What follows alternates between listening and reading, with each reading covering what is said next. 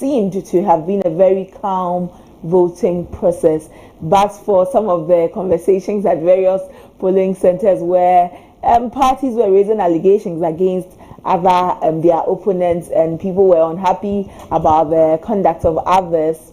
It was fairly a calm one per what was reported yesterday. But you were at home. You may have visited some of the polling stations. You were passing by. Are you impressed with the conduct of the special voting? Call us and let us speak. And when you call, please turn down the volume of your TV so that we can hear you, and you can also hear us in real time. Please turn down the volume of your TV when you call us. Call us on 053-916-1609. 053-916-1609. Hello, good morning. Your name and where you're calling from. Hello. Hello, good morning. Your name and where you're calling from. Yeah, good morning. My name is Senegal, calling from Kumasi, Bantama. Senegal, are you impressed with the conduct of yesterday's special voting? Oh yes, I'm impressed. Okay. I'm impressed. I cast my vote. I'm impressed. Okay. You were a special voter. Yeah. This morning, someone sit on national television and say MPP are begging because the securities vote against NDC and MPP. So they are begging. I say, who told you that? How can you know? And that guy, they should do something about him. That's smart. Okay. It's not nice to say so. Senegal. Yeah. Okay, so you are impressed with the conduct? Yeah, I'm impressed. I'll cast my vote. I'm impressed. All right. Because it's cool. So we are playing that Saturday should be like that. Okay. It should be cool for us. All right. Nothing will happen. There is peace in Ghana. Nothing will happen. So God bless you, lady. Thank you for. I love your English. You speak English well. I love it. That's why every day I watch in the morning. God bless you well. God bless you too, Senegal. Thank you for joining us. Senegal from Kumasi. He says he's impressed with the conduct of the special vote, and he voted yesterday. You can also call us 053-916-1609, 053-916-1609, and tell us about the special voting yesterday. From what you observed, from what you listened to on the news, from what you saw, are you impressed with the conduct of the special voting that was held all across the nations at various polling centers? We at ABC News GH went to the polling centers and we brought you reports. We told you what we saw. We were in Lejokuku, we were in Klote Kole, we were in Odododiodo, we were in Ladadekototmon, we were in Ayawaso West Wogon. We're all over the country bringing you reports on the special voting exercise ahead of the elections. It's for this reason that we say we are your poll center, your election poll center, your guide to credible election, your very guide to credible election. And this is where you should be watching every day. Hello, good morning, your name and where you're calling from. Good morning. Please turn down the volume of your TV so that we can hear you. Okay, good morning, hello. Okay. We've lost the caller. You can call us on 053. The number is on your screen. 053-916-1609. 053-916-1609. And tell us, share your thoughts with us. Share your feelings with us about the special voting. Are you impressed with the conduct of the special voting? Yesterday, those found under the special voting, found in the special voting bracket are security persons, media persons, and others went to vote ahead of the election because they will have some special duties on Saturday when the whole of Ghana will go to the polls to cast their votes. Based on what you have received from the special voting exercise, what you read, what you saw, what you heard, are you impressed with the conduct? Are you impressed with the way the EC conducted the special voting? Are you impressed about how the political parties also conducted themselves at the various polling stations? When on your screens are some of the some footages from the various polling stations that ABC News visited, and you can see people going through their processes. Are you impressed with the conduct of the special voting? If the 7th December election is anything to go by, are you impressed? This is the NPP parliamentary candidate for the Klote Kole, Ninoy, Valentino Ninoy Norte. We spoke with him yesterday when the special voting was going on in his constituency. He's looking at unseating Zaneto Ajeman Rawlings to become the NP of Klote Korle, and he's confident that the people of Korle will give him the nod to become the MP. Are you impressed about what happened yesterday at the special voting? Are you impressed? Do you think that yesterday's special voting leaves anything to be desired?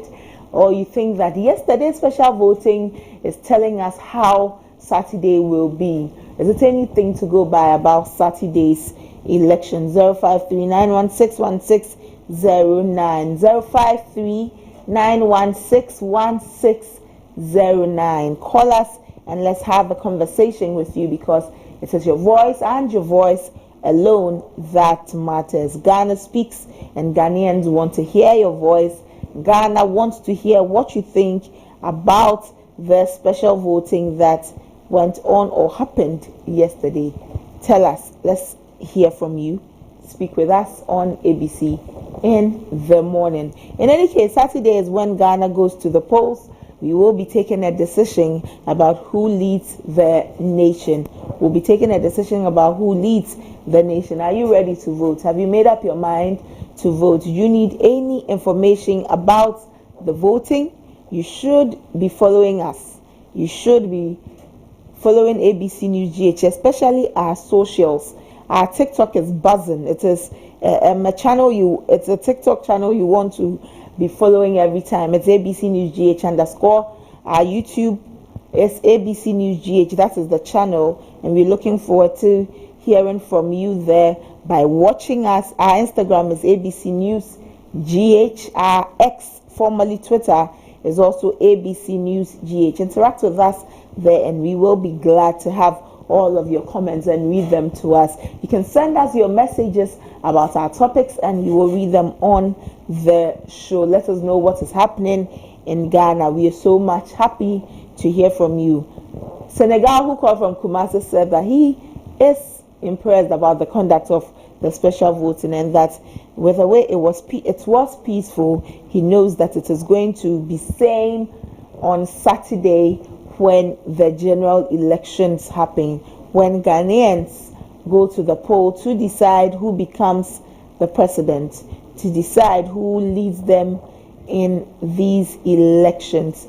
Tell us if yesterday's special voting was anything that made you happy. Were you impressed with it? On Twitter or on X, there were so many conversations there about special voting.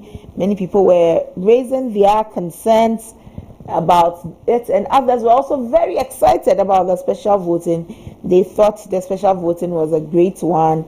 They believe that, and from the various sides, they were reading their own meanings into the special voting based on the numbers that had voted at the various polling stations. They looked at the numbers in the polling stations, in the regions, and then said that, okay, so if they know that this is their stronghold, the turnout gives them a certain feeling that then it's going to be good for them. Hello, good morning. Your name and where you're calling from? Hello. Hello, good morning. Morning.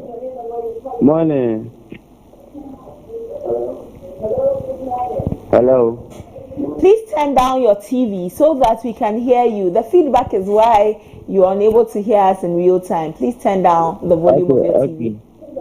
Okay. Good morning. Your name and where you're calling from? Okay. We've lost the caller.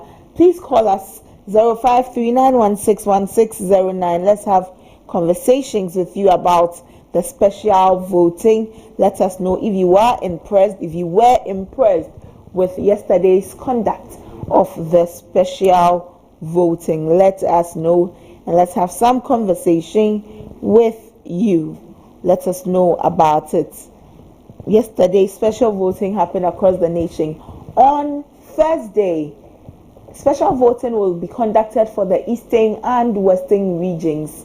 So on Thursday, we'll also bring you some more news on that special voting for the eastern and the western regions, and we'll also see how that one goes. But so far, the majority of it has happened yesterday across the nations.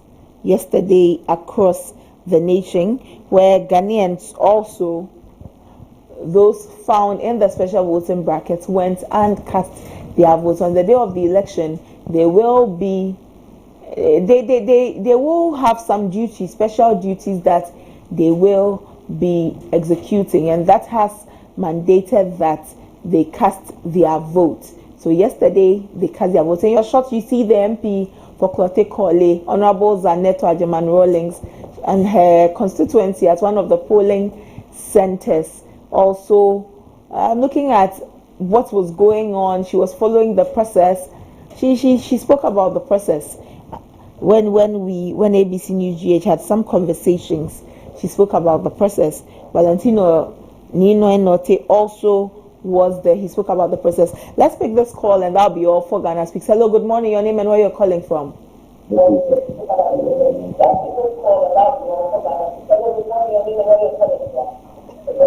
Hello, good morning.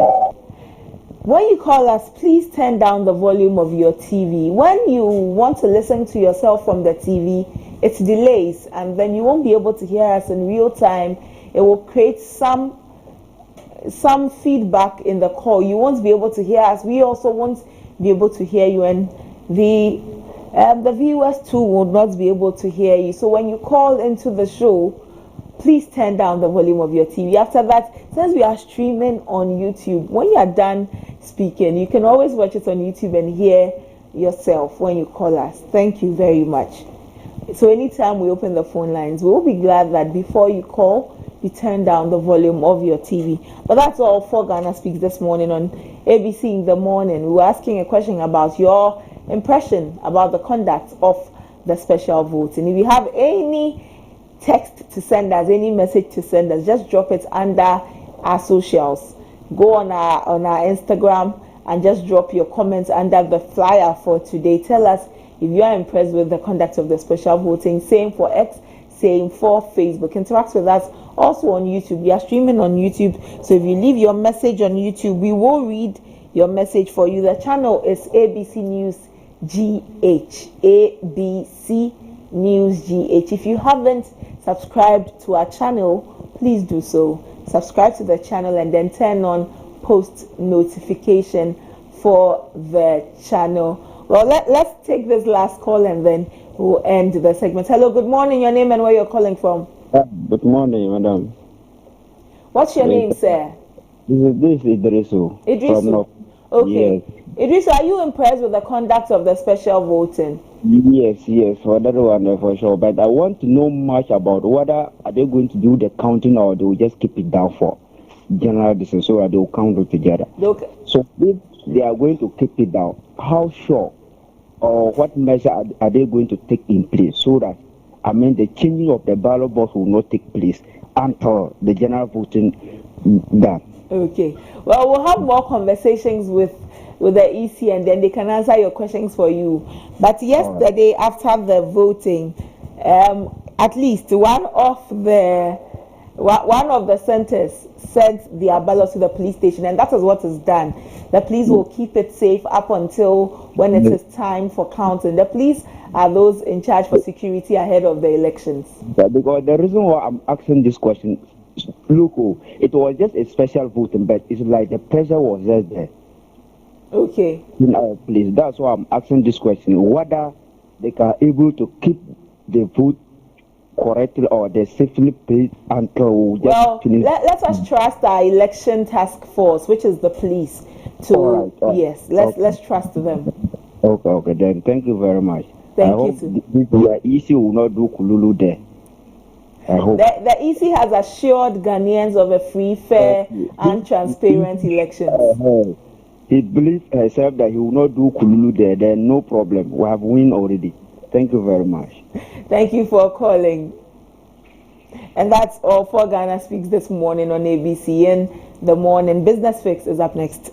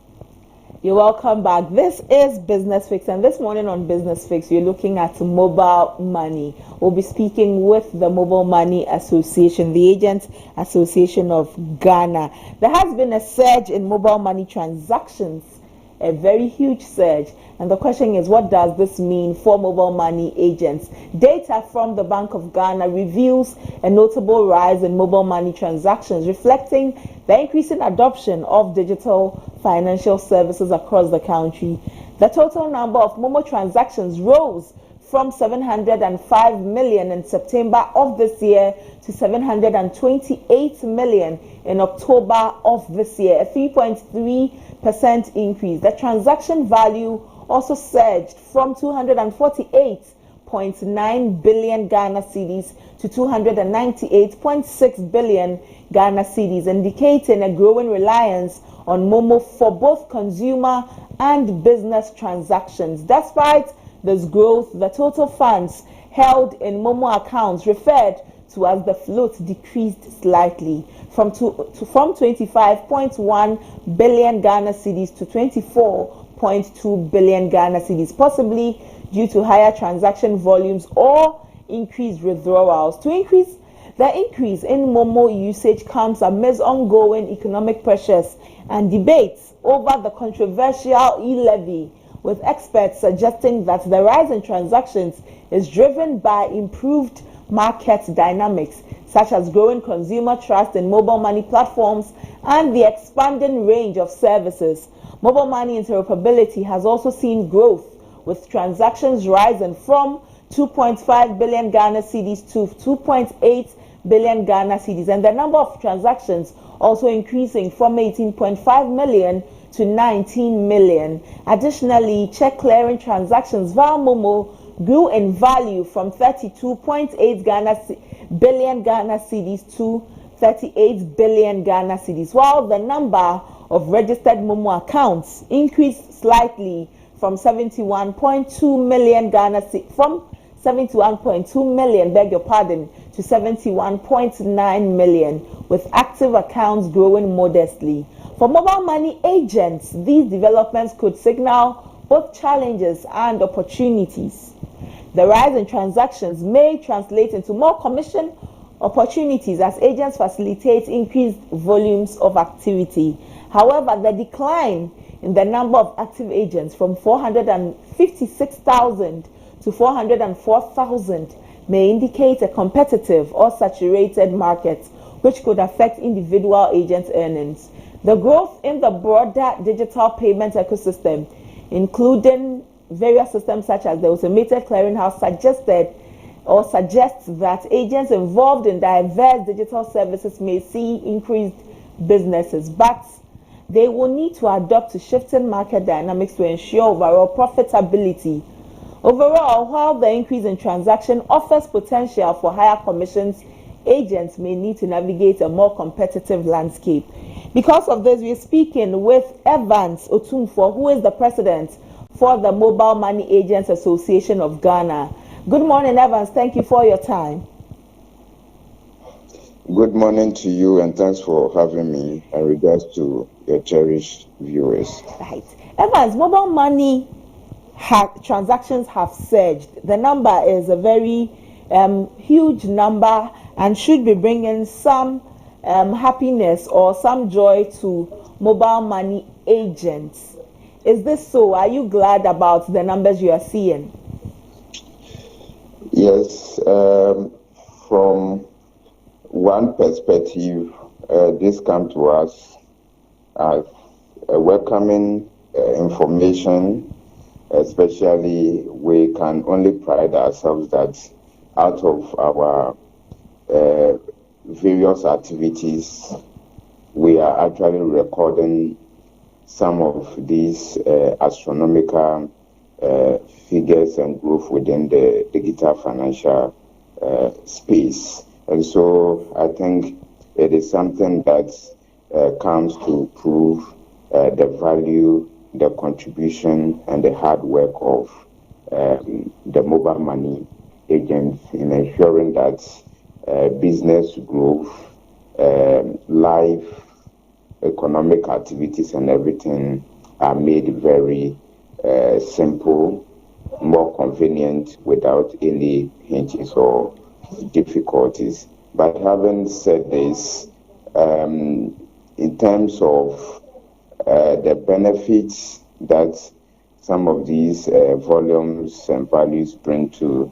the agent is not encouraging at all. The agents day in, day out, profits and businesses, continue to dwindle simply because, as the report has indicated, the saturation of agents and for the lack of, proper remunerations and the fact that as agents we need to obey certain regulations, certain demands of the law, like payment of other utilities, payment of workers' wages, payment of annual business operating permit, tax, the impact of e-levy on virtually every aspect of our business that we are doing. It is not really making sure that some of these values and volumes that the Bank of Ghana has just published, it is not really reflecting within the agent's business profitability. And you could see clearly that occasionally the agent's concentration continue to dwindle, and it just goes to give the signal that the enthusiasm and the willingness for agents or people to continue to hold themselves as Momo operators, and also for new people to really come on board to invest within the ecosystem, continue to go down, which should be very worrying to all relevant stakeholders, apart from the robbery issues that are also really disturbing and affecting the individual's interest in this business. We also have to deal with fraud that, when it's being perpetuated on the agents, there is absolutely no solution to help address the situation or find some means of getting whatever that has been taken from the agent restored back. Absolutely, there is nothing that is really made available to the agent. And so the agent continue to suffer, the agent continue to get poorer and poorer because their compensation plan is not that encouraging. Evans, what can be made or what can be done to make the work of the agents easy? How can the industry address some of these concerns you have raised?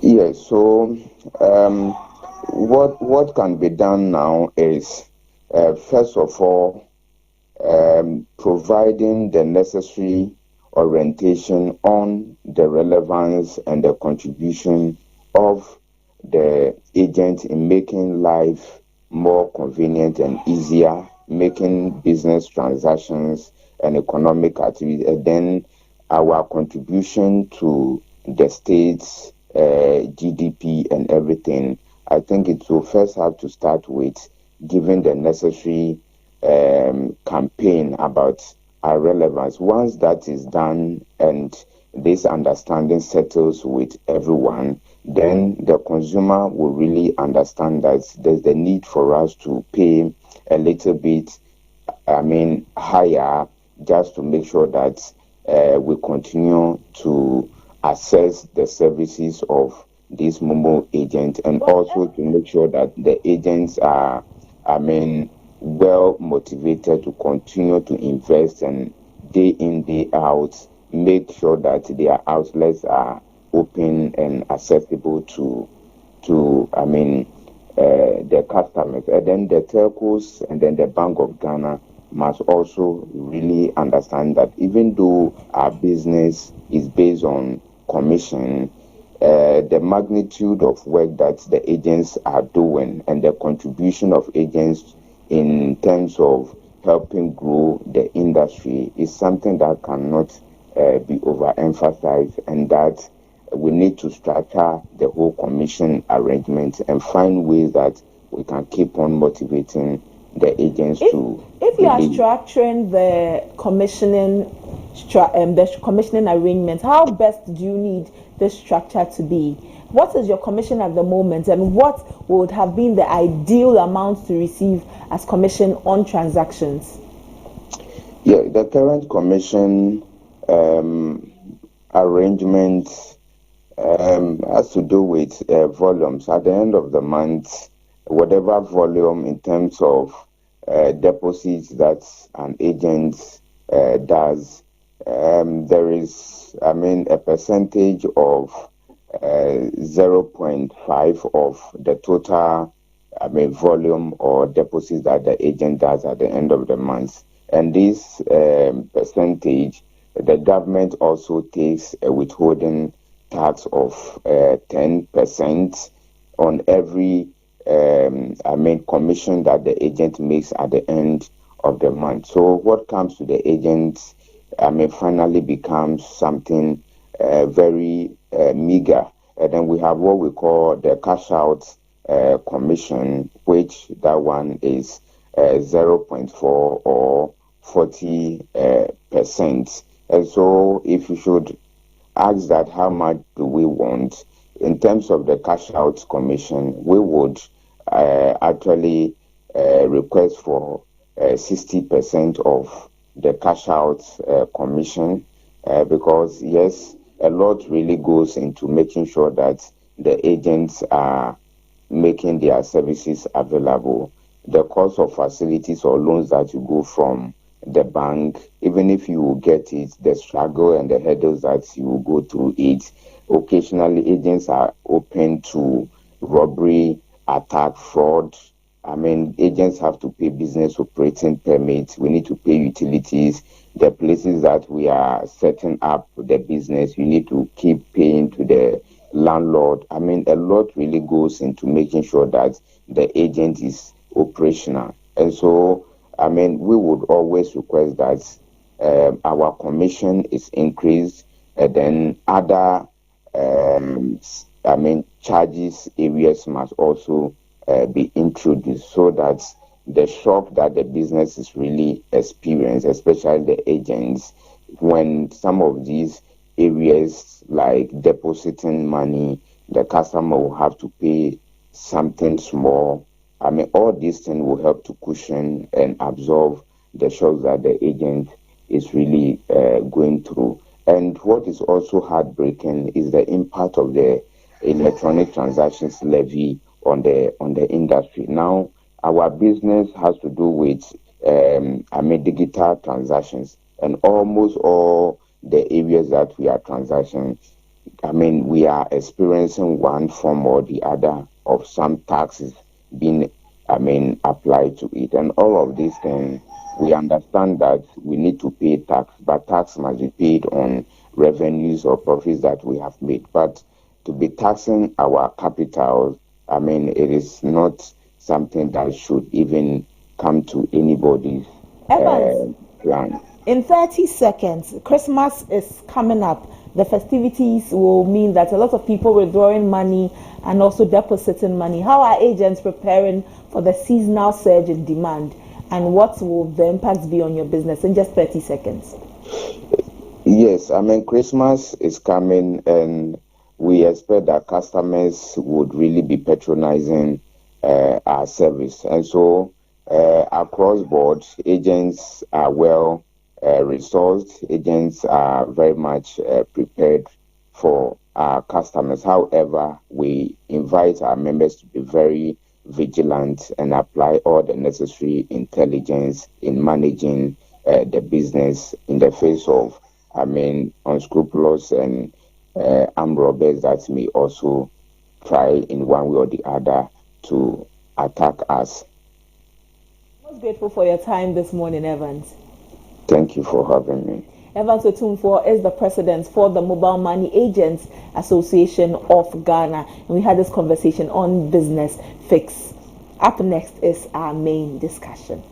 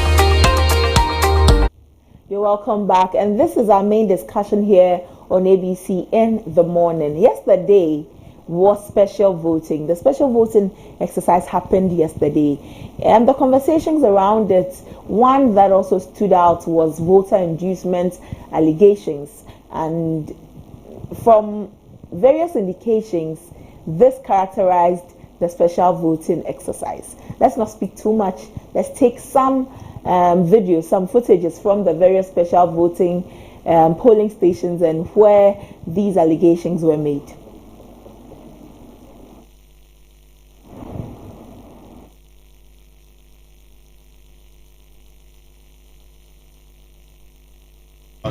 They are polling agents, they are not system agents. So I expect them to be around where the EC is working. That's their duty. So I think okay, it's now about 8 plus, but I'm able to visit about 3 polling stations now. But so good. I can say that everything is going on well. Where I want my agents to be positioned, they've done that. And where the booth must be positioned, they've done that. And I think it's early days for me to complain, but what I've seen this morning, I think everything is okay. If we are going to continue this to 5, I think we may have a free and fair election. Whoever wins, whoever loses will not complain much. So I can say that it's early days, but everything is going on well. Oh, the way the voting is, I may say that maybe we can get about 75%. If all things go on well, we will not exceed 80%. So you see, I've been here myself, and I've already told you that where my agent must be positioned, they are not sitting agents, they are polling agents. So you have to see whatever is going on at the polling station. Then days that you may see them sitting under a tree, the issue officer will tell you that everybody is sitting there, so go and sit there. I've told them that one I'm not going to allow that.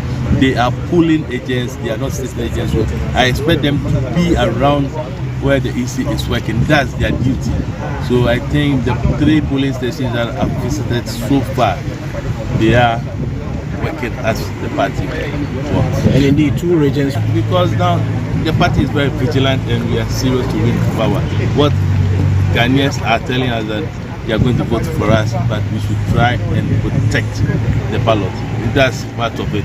And though it's not my region, what I hear that some of the ballot papers leaked from the printing press. That's why they've called for a new printing of the ballot. So I think it's the right direction. If EC sees something that will bring chaos to the country and they are ready to solve it, hallelujah, we want that. But we have an issue in this region, the Asukwa district. Also at push. For what I've seen, we've done 10 constituencies so far. For what I've seen, apart from Adan, that voting really start early. Everything is under control. The security men and women are at the polling stations voting. It's one of the peaceful elections that I've witnessed in Greater Accra. And signals that I'm seeing, that I've seen that after this voting, if for nothing at all, if you ask me to do a pre-counting, I'm looking at between 50 to 60% of the vote. You can see from the faces of the security men and women that they are really tired, they are suffering, they are also feeling the hardship. So I know.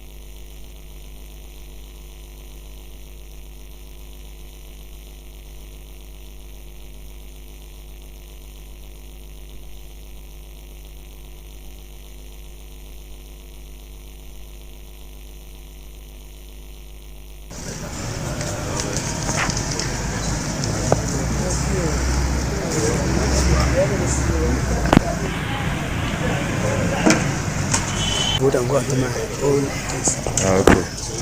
Thank you. To work for Africa. Okay. Good morning. Good morning. Yeah. Your name? I'm Sabu Mustafa. Okay. Why have you come? What time did you come here? I came here somewhere 6:33. Okay. Why have you come very early to vote today? Well, I came early because today, for example, we have a match to play at WA. Okay. So I have to come and vote early, then to leave for the WA for MTN FA Cup. Okay. So that is why I came early, so that I could take part in the voting, then to go and take part in the MTN FA Cup too. Okay. So that is my reason behind coming very early. Okay. Thank so you. we're supposed to leave 6:30, but because of the voting, we have to extend the time to 7 o'clock so that we could vote and then leave for the match too. Okay. Okay, your name? My name is Balui Aziz Basuri. Okay. So what time did you come here? Well, I came here around 6 something. Okay. It was almost 6:15. So why did you come that early today to vote? Well, actually, I came early to vote and go to Goli to do something. Okay. Yes, because Thank you. Good morning. Good morning. We do subtraction. Oh, okay. Good. So what time did you arrive here today? Me personally, I came here 5 o'clock Okay. because we have to make sure that we put the place in order. I've set up the place before the time starts. So I came here with my other co-workers. So far, I'd say this is going well. Our rates the EC over 100%. There's been no incidents. Even before this, all the processes leading to this have been very good. EC has done well. We've not seen any issues or any issues to bring down. Everything has been transparent. I'm looking forward to December 7th, that the process will go smoothly like today. We'll have a peaceful election. I just advise everybody to come out in their numbers and vote to determine who becomes MP and president in the constituency, and also to vote peacefully. Let's not indulge in any activities that will mar the peace. But in one municipal, we have 968 voters who are going to cast their votes. And they are in 2 stations here. So we have 2 centers in one center. When we started, at least about some 10 people have voted, as of now. The voting is still ongoing. So what message do you have for people who are expected to come and cast their vote? Yes, the security personnel, the media, and our election officials. Some footages from the various polling centers. Yesterday was the special voting. One incident that stood out yesterday was the sharing of food at the Ayawaso West Wuogon constituency, and the OSP has launched investigations into this food sharing incident. Yesterday tensions rose there. In a video, you saw the NDC parliamentary candidate John Dumelo, who was fuming because he didn't understand why the NPP's parliamentary candidate, an MP for the Ayawaso West Wuogon, Honorable Lydia Saira Malhassan, and her NPP were sharing food for some of the voters who were in line or in queue to cast their ballot. He was very much annoyed, he was fuming, and he called it illegal and a violation of the Electoral Commission's rules. He also expressed his very strong disapproval and stated that the actions by Lydia Saira Malhassan had undermined the fairness of the process.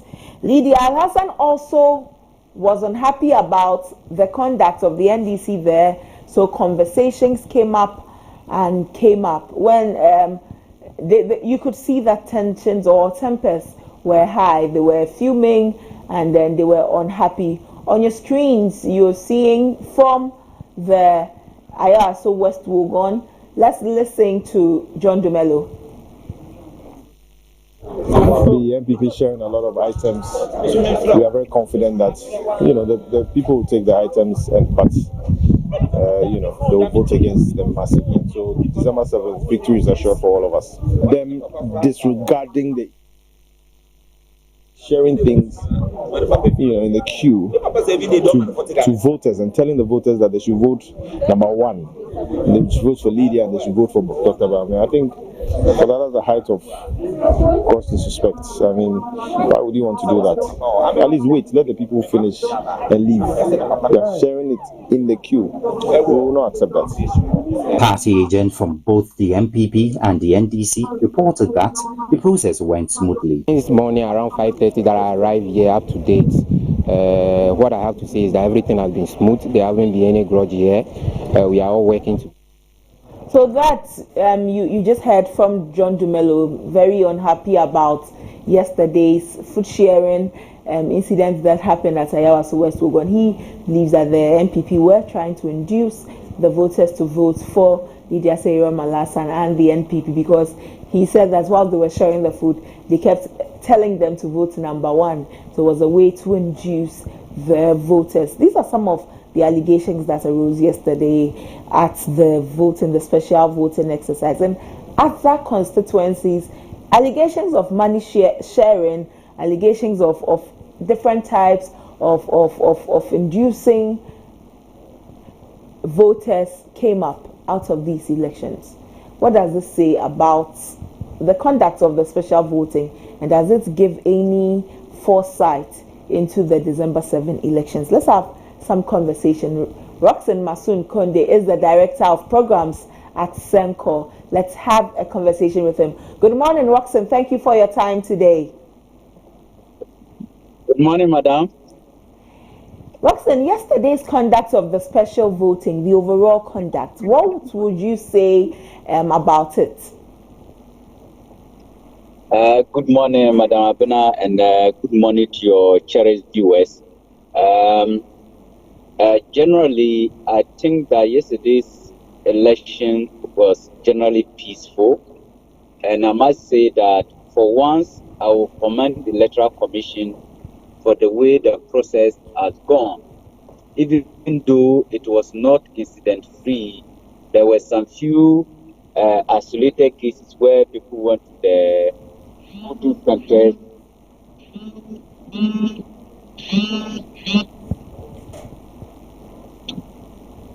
Hello, Roxanne. Okay, so can you hear me? Yes, we can hear you now. Hello. Hello, Roxanne. We can hear you, sir. Hello. Hello, we can hear you. We're trying. Am I online? Yes, you are. We can hear you. Can you hear us, sir? Okay, we will try and establish some contact again with Roxanne of Senco so that we can have more conversations. But so far, yes, we can hear you. Can you hear us, sir? Okay, so he says that for once he will side with the Electoral Commission because it was a good process, although it was not incident-free. Hello, Roxanne. We can hear you, sir. Can you hear us? Too bad. Please check your microphone. Check if you have muted us, and if you have, please unmute us so that you can hear us. Baby, can you hear me? Yes, I can hear you, sir. I can hear you loud and clear. Okay, we will establish better contact with Roxanne Konde of Senco so that we can have more conversation with him. But today's conversation is around the special voting exercise that was held yesterday for those who will be having some special duties on 7th December. They had the opportunity to vote ahead of the nation yesterday.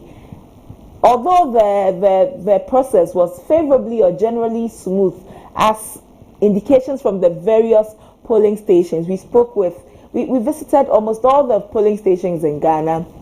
Indications were that the process was smooth. There were pockets of some bumpy processes, especially with the issue of inducing voters to vote for certain candidates and certain parties. Inducement in the form of food, in the form of money, and other forms. These are some of the issues that cropped up during the elections and even after that.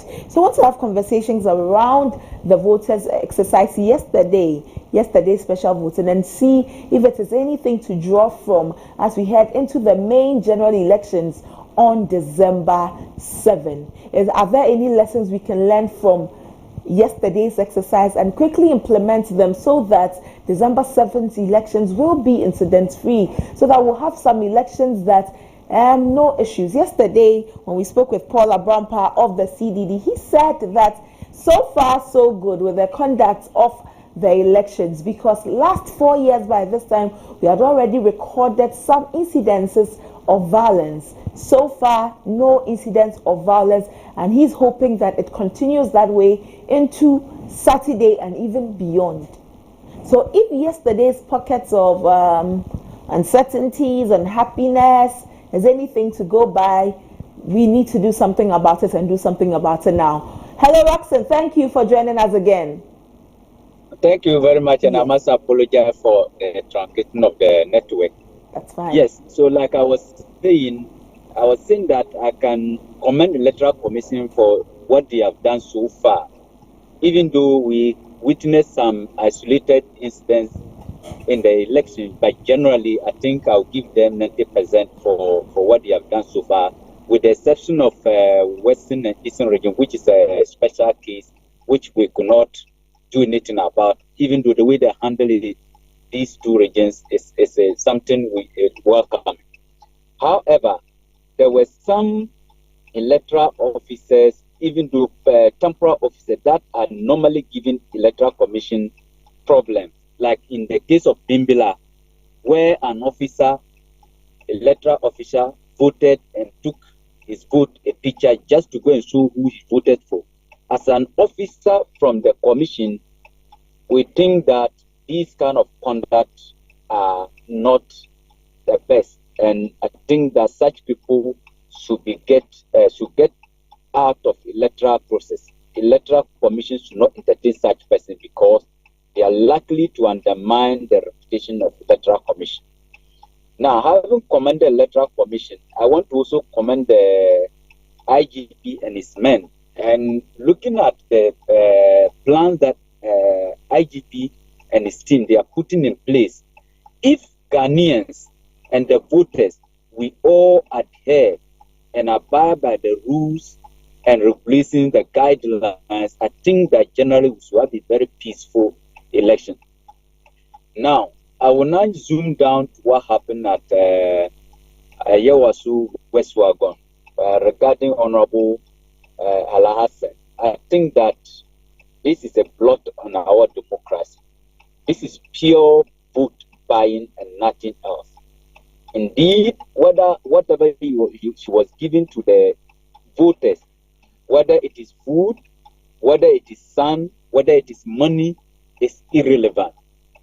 The purpose of her giving the item to the voters could only be attributed to what? To influence them to voting for her. If she wanted to give them food, she could have done that after they have finished voting and they were about to leave. Then you give them the food or whatever it is. You don't give people items which we don't even know what was in the polythene bag. When they are in the queue to vote, whether you told them to vote for you or not, indirectly you are influencing their what? Their thought. And this does not augur well for our democracy. I was happy the way the other opponent approached the issue, even though people claim he used certain words which was unprintable.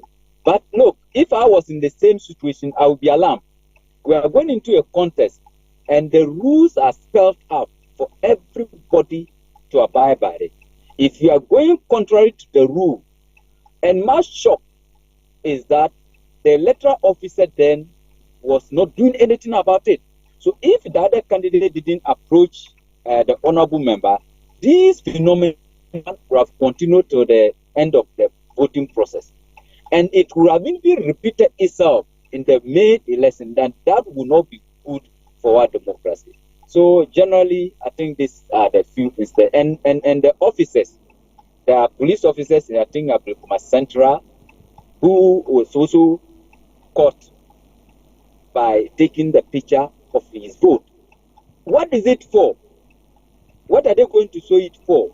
I think some of these isolated instances need to be nipped about.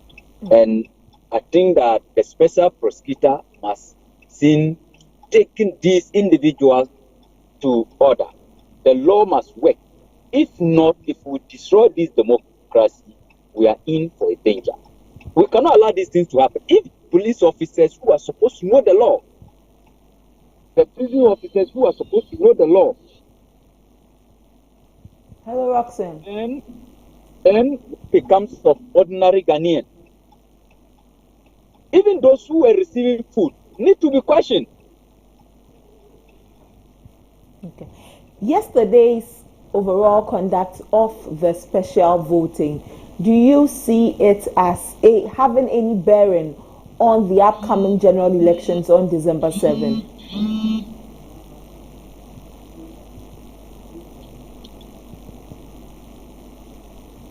Hello, Roxanne.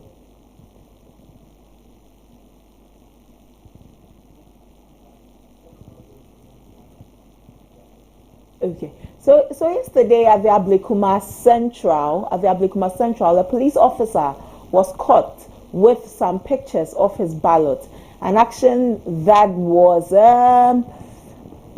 people said that, why did you take a picture of your ballot? Who are you going to show this a picture to?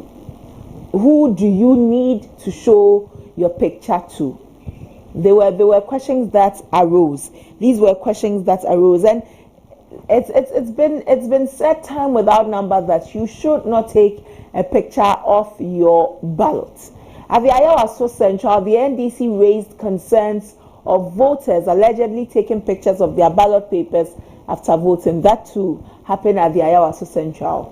What incidents happened? I don't know. In Ayawaso West Wogon, an MP, the MP for Ayawaso West Wogon, was captured on video sharing food. Beyond that, she has said that she was not there. But we are having conversations with Roxanne. Roxanne, we lost you at a point. I was asking that if yesterday's special voting was anything to go by, do you see it having any reflection or having a bearing on Saturday's general elections? So, Ebi, if I get your question correct, you want to know that if what happened yesterday's conduct, the overall conduct of the special voting, you say that you commend the EC. You give them 90% for the work they did. Yes. So if you look at how it was conducted yesterday, do you see it having any bearing in or translating into the December 7 elections? Absolutely. And the fact is that, look, if we are to go by the rules and the regulations governing the elections, as put up by the Electoral Commission and Ghana Police Service, if all the political parties are to adhere to these rules and regulations, then we should have a very successful election that the whole world will pat us at the back. However, I'm not saying that there may not be instances that may mar this election going toward Saturday election, because the numbers are huge. That will be the last day, and no political parties will try to maneuver to manipulate to their advantage. And if this is not stopped, I don't think we'll have a successful election. I will only call on the political parties, especially the two major parties, NDC, MPP, to play by the game, to play by the rules, such that we'll have a very peaceful election. Whoever wins, that is the will of Ghanaians. But if any political party attempt to subvert the rules, I can bet you it will be resisted by the opponent. That one I can assure you, because I've gone around all the 276 constituencies, and I know that this election will not be like 2020 election. Everybody is up in arms to make sure that the right thing is done. And when we all play by the rules, then we are likely to have a very successful election. But if we fail to play by the rules, then I'm afraid we will not be laughing at the end of the day. If you look at the general conduct of our electoral process up until now, would you see it in a favorable light? Can you take that again? If you look at the general conduct of the elections up until now, the EC updating the stakeholders and the Ghanaian people from time to time, especially with the issues of ballot papers and all, how would you see it? Through favorable lenses or unfavorable lenses? Yes, like I said, EC, they are striving to do the right thing. There are mistakes. We are all supposed to help them. And if they allow themselves to be helped, then we can have a very favorable outcome. However, when they claim to be independent and don't want to listen to anybody, that is where they are getting the problems from. If EC will listen, especially take serious and concrete advice from the political party, that is the IPAC, then they will be in to do a very wonderful job. But where they will allow people to influence them and they take decisions that is not the best interest of the country, then that is a challenge. But so far, yes, the mistakes have been done, and I've made my opinion on that these are not allowed, that every step of the way you do what? You commit mistake and come and correct it. Every step of the way you commit and come and correct it. I made my point clear on that they need to sit up. However, yesterday they have performed well and I commended them. If they are not doing well, I will be the same person to tell that this one you didn't do it right. And I think that if EC want to really do the right thing, I can bet you, Abena, they will do the right thing and they will get the commendation they deserve. Okay. But when Roxanne, we are joined by Samuel Harrison Cudjoe. Let me take his thoughts and then I'll come back with you. I'll come back to you. All right, thank you. Samuel Harrison Cudjoe is the programs officer at the Ghana Anti-Corruption Coalition. Good morning, Samuel. Thank you for your time this morning. Good morning, madam. Were you at any point surprised about the voter inducement attempts that happened yesterday? Surprised? I wouldn't say I was surprised. I just was nauseated by the open inducement of voters and the fact that the voters being induced were people who should know what the law says and who should, resist some of these acts. But even beyond that, those who were inducing the voters are not illiterate. These are aspirants, some of whom are existing MPs who should know what the law says. It is disgraceful. It is nauseating. But I was not surprised by it. Our elections have gotten ultra competitive. I mean, we look at our elections from 2012, 2016, 2020. In each year, we see a layer of competitiveness. This year, we had seen the OSP stamp his authority during the party primaries, and so it looked like the inducement of voters had reduced. But seeing that yesterday, one is a sign of desperation, that people are desperate, and so they are willing to throw caution to the wind and step out there and openly induce voters because they may be feeling that if they didn't do that, voters would vote against them. For me, it's disgraceful. It's plain straight disgraceful. It's something that should not happen, and I am hoping that the OSP, based on the videos that are awash on social media, would pick up the people who are responsible for these things, charge them to court, and get a conviction for us. With this issue of inducement, it seems that it's becoming chronic and also part of our fabric as a people. We found nice names to give it. That people were in the sun, they needed water. People have been standing for long. They must be hungry, and so we need to give them food to eat. Where do we draw the line when it comes to wanting to be benevolent or wanting to be human? So you want to give some people water, you want to give them food. Where do we draw the line? For those of us who have read Machiavelli will tell you that when a person is determined to do evil, the person would always find an excuse. So the arguments of people are standing in the sun and we wanted to be humane and all of those things are just excuses that people are giving for perpetuating crime. Is this the first time we have ever stood outside to vote? And if you felt that people were standing in the sun to vote, then at the various IPAC meetings, your party should have spoken with the EC about holding the elections in a covered place, but not on election day bringing food and water and telling us that people are standing in the sun and so you want to be humane. On the day of elections when 18.8 million Ghanaians are voting, are you going to be humane to all of us? I think that we need to reject some of these arguments that people make, and we should be bold enough to tell them straight to their face if the arguments they are making does not make sense. If the argument they are making beats any form of wisdom, we should be bold enough to confront them with the truth and to speak it to them, because it is terrible that someone who is a sitting MP who knows the law would go all out sharing food and water in a queue.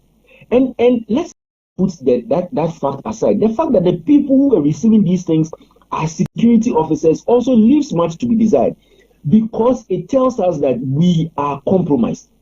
If our security people will stand in a queue and be receiving handouts in the full glare of TV cameras, then what about those days when there are no TV cameras? For me, I think that this is a symptom of a bigger problem, but we need to confront it as it is, call out the people who have done this, rebuke them, and then make sure that the OSP picks them up.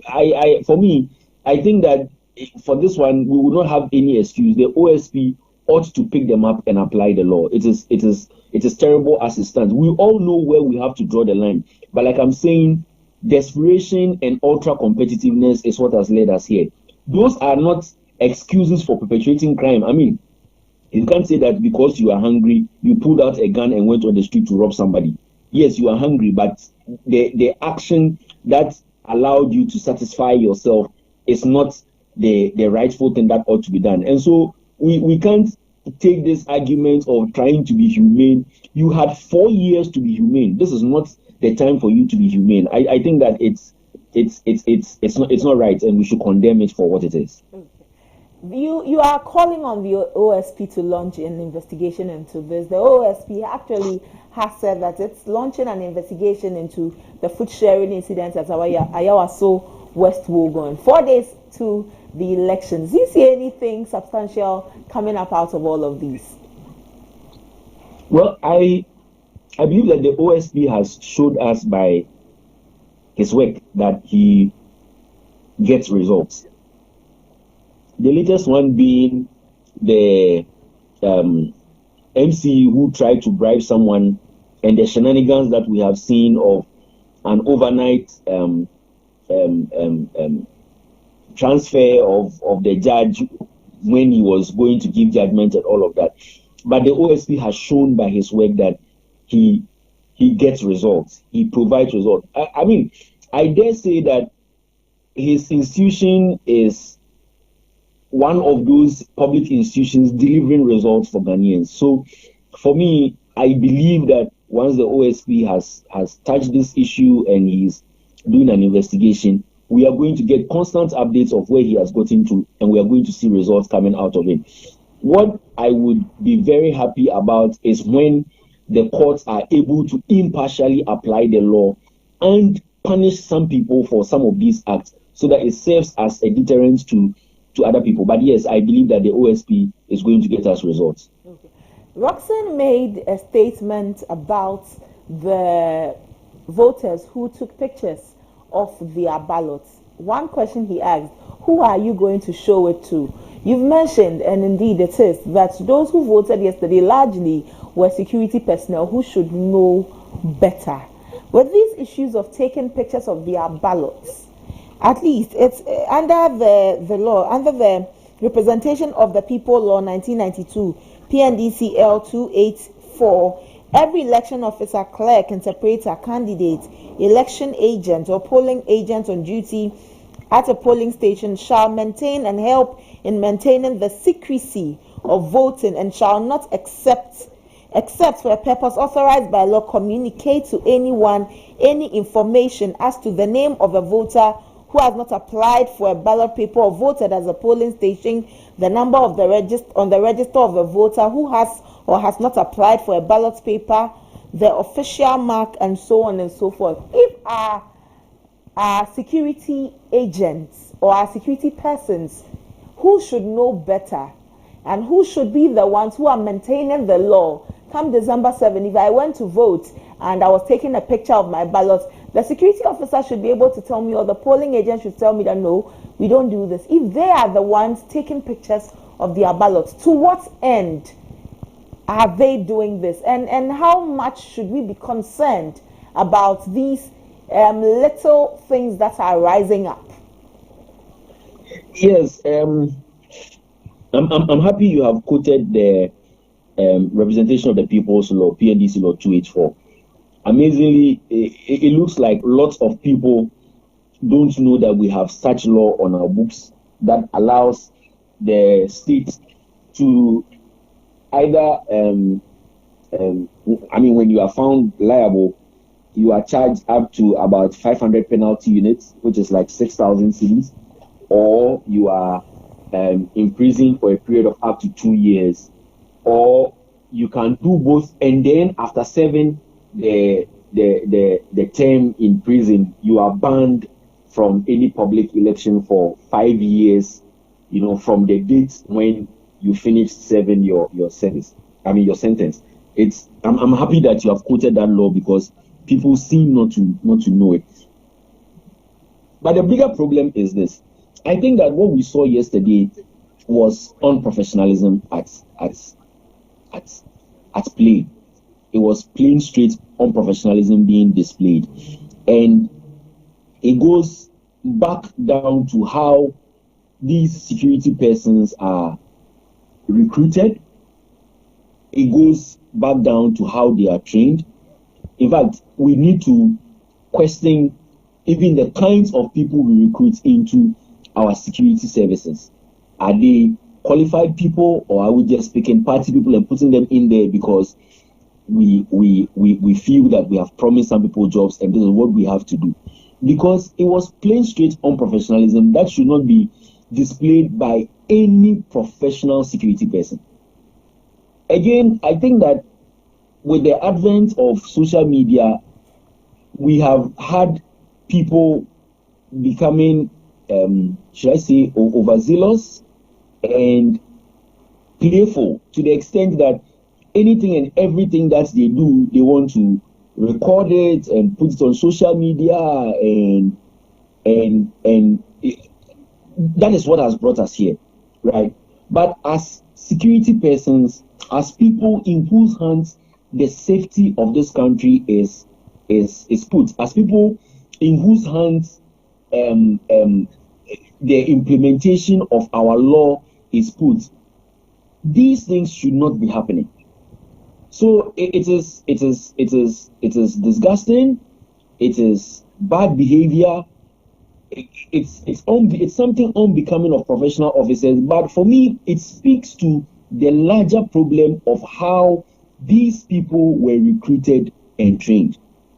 And look, at a point, as a country, we need to sit down and have a conversation, because increasingly our security is becoming a problem in and of itself, and we need to start addressing these issues. So for me, it's bad that it's happening, and it's even worse looking at the caliber of people put in there. But then again, if we are able to identify these people, then let us pick them up and allow the law to work so that it serves as an example to others. I think that's the best way to go. For now, all that we need to do is to pick up these people, arraign them before court, do our best to secure conviction, and possibly some time in prison, and people are going to learn their lessons. It's terrible that, and we should be more concerned that it is our security people who are doing these things. For me, that's the concern. The fact that these are security people doing these things, it gives me very bad vibes, and I think that as a country we should all be concerned about it. Okay. It reeks of bad vibes, like Samuel Harrison Kujo would say. Let me come back to you, Roxanne. Hello, okay. Roxanne. So I will just continue from where my colleague left off. You see, one body that Ghanaians fail to notice or comment is you, the journalist. It's you, the journalist. Because if you look at the voting yesterday, you people were part of the voting process. But I'm yet to see or hear anybody say there was a journalist who took a picture of his vote. So that is why he made a point that it is about how these security officers or personnel are recruited. How come the journalists were there? We didn't see any journalist taking a picture of his vote, but all the persons that were taking pictures of their vote were security officers. This is a point for all of us to be worried about the security services or security personnel that are manning our security agencies. It's a worry. And I have people saying that the law you read is referring to electoral officers ensuring privacy of vote. That cannot be entirely correct, even though I'm not a lawyer, but I must indicate that if it was just for the electoral officers, there will not be the need for a polling booth. The polling booth is to cover to prevent people from seeing the person you voted for. So if you then vote and take picture and you are circulating it, it means you are infringing on the law governing the elections. And I think that OSP must not just limit its investigation and prosecuting to those who were giving bribes or inducement to electorate or to voters. It should extend to anybody that voted and took picture. Indirectly, he is attempting to go and sell his vote, or he has sold his vote, which is synonymous to what? Corruption. So OSP is one of the bodies in Ghana now that I will vouch for. He's doing a good job. Whether people like it or not, that is my position on him. And I think that if we all support him, he will do a very good job, especially regarding these current elections. And I will call on Ghanaians to support OSP to prosecute anybody that is found infringing on our electoral process. Because if we don't take care and we allow people to undermine our electoral process, they will subvert the will of the people. They will subvert the will of the entire Ghanaian, and that may lead this country into the place we don't all pray for. They will set this country on fire, and you and I will not be happy. So for me, I think that we should support OSP. If we have further and better evidence, we should send it to him, and I know that OSP with his team, they will do a good job. We are going into the December 7 polls. This is an election that will be very decisive. There's a lot at stake and a lot on the line. So far, what are your expectations come Saturday? Hello, Roxanne, did you hear me? Yes. So my expectation comes Saturday is that, one, Electoral Commission will live up to the standard. We don't want to hear ballot shortage, delay voting, and what have you. Two, the political parties must play by the rules. If you win fairly. If you lose fairly. We don't want any political party to use any other means to win elections. The only means is for Ghanaians to decide. Let Ghanaians vote and let the vote of people count. Don't go and do ballot stopping, snatching of ballot boxes, trying to intimidate people. It will not work because Ghanaians will resist it. So political parties must play by the rules. They must be fair. They must go by the standard set. In any person that will win, it is Ghana that has won. We don't want intimidation. And I'm happy that IGP is very clear on that. No weapons at the polling station. No military. Once again, I want to emphasize on that. No military at the polling station. We don't want national security at the polling stations or policing centers. The only body that is responsible for election security is police service and its allied institutions. When the police need the help of military, they will write it expressly to the military and state the reason why we don't want to go mad and say they are coming to the police center or police center to provide security. IGP and his team are capable of doing that. They are in charge of internal security, and we should allow them to do the work, and Ghana will be a very peaceful country for all of us to enjoy. Okay, thank you, Roxanne. Let me come back to you, Samuel. Hello, Samuel. Yes, hello, I'm here. Yes. On Saturday, Ghanaians will go to the polls. Yesterday was just the special voting, a smaller percentage as compared to the larger that will vote on Saturday. To ensure that no corruption is happening at the polling stations, no inducement is happening, nobody's taking pictures of their ballots, what would you prescribe for Saturday? Well, I would make an appeal to Ghanaians that on Saturday we want everybody to go out there and cast their vote. I mean, for whomever they want to vote for.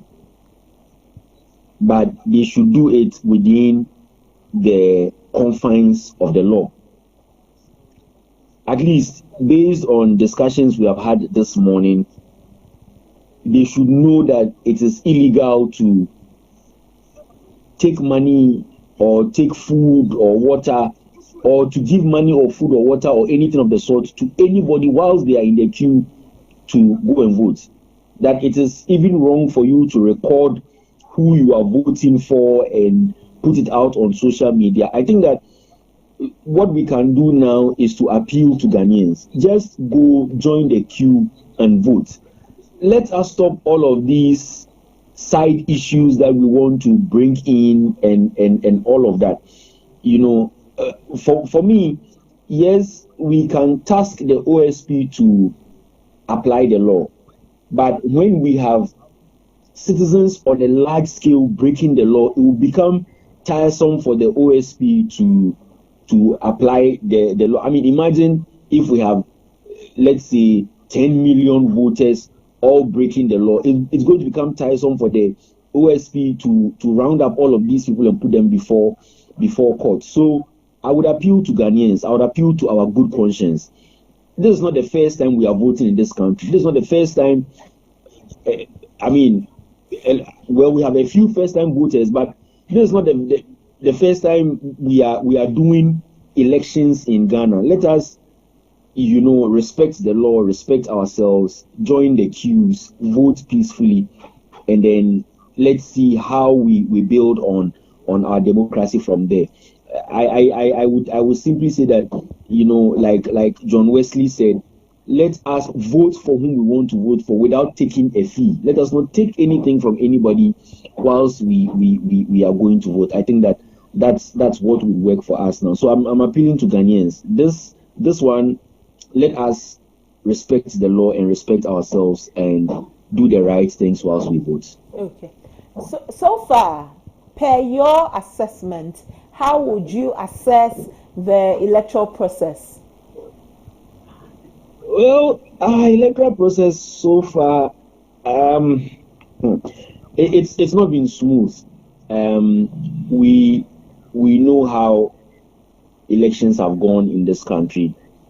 So the hitches that we have seen with which ballot paper was taken out, which regions are not voting, which regions are going to vote, all of these things has taken some of the shine off the process and has put the Electoral Commission itself under pressure because remember, people are making all kinds of allegations, and some of these things only feed into a certain narrative that people want to push. So I think that so far it has not been smooth. But the bigger test is going to come on Saturday. That is where we cannot afford any slip-ups. That is where we cannot afford any issues. So I think that yes, it has not been smooth, but we have room for improvement up until Saturday. I would think that the EC and the IPAC would go over the processes. They would make sure that everything that has to be in place is properly in place to ensure that we have smooth running elections. So yes, it has not been smooth so far, but there is room for improvement, and I would want us to use that room for improvement. Okay. Thank you for your time this morning, Samuel. Roxanne, we are most grateful for your time this morning. Thank you, Avi. Roxanne Konde is the Director of Programs for SENCO, and Samuel Harrison Kujo is the Programs Officer at Ghana Anti-Corruption Coalition. We've had conversations about voter inducement ahead of the elections. Yesterday was the special voting, and one of the conversations that stood out was inducement of voters, so that voters vote for certain parties. Where maybe things were not clearly stated that were inducing the actions by certain elements during the voting process lent credence to some voter inducements, and these are the things that stakeholders are calling for the OSP to launch investigations into, and also for the voters who took pictures of their ballots. The comments were because most of those who voted were security persons, and you would expect them to know better. So people were not happy. In Sagnerigu, there were photographs of ballot papers. People took pictures of their ballot papers, the voters.